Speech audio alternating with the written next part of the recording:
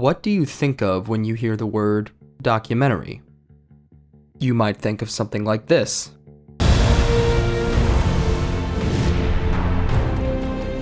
Or maybe something like this. An adventure that became a nation.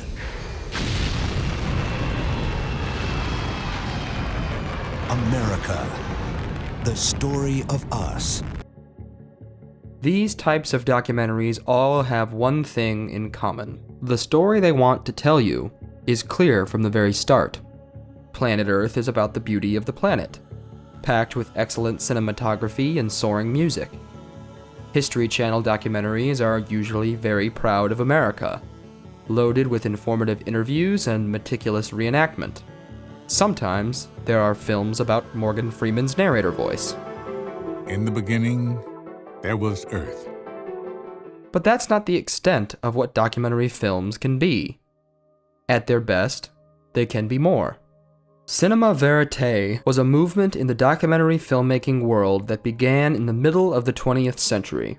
Filmmakers who considered themselves a part of the cinema verite tradition intended to document the truth of a situation by observing it.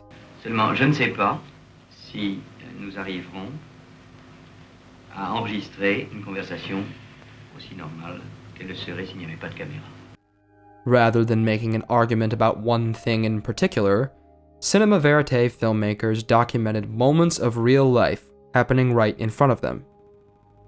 In 1965, Bob Dylan went on tour in England. With him was American documentarian D.A. Pennebaker, who followed him around capturing both his onstage and offstage moments.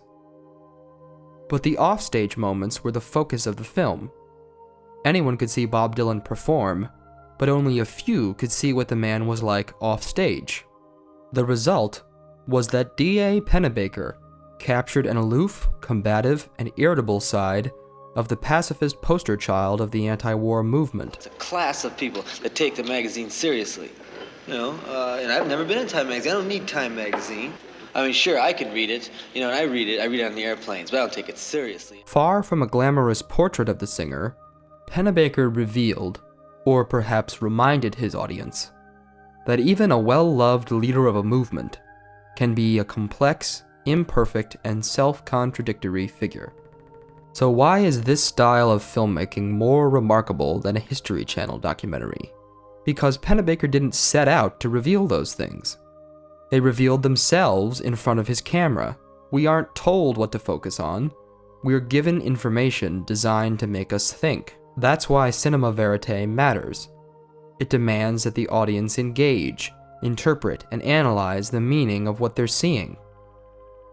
Think of it like this. A straightforward narration and interview documentary is kind of like a commissioned portrait. It's artful, sometimes extraordinarily so, but perhaps it lacks depth of meaning. It's very clear what it's about. A film like Don't Look Back, on the other hand, Pennebaker's film about Bob Dylan, is like Starry Night. It demands more contemplation, consideration of its intent and purpose. It respects the audience's ability to make sense of its information on their own. That's powerful. It's one of the greatest things that film can do.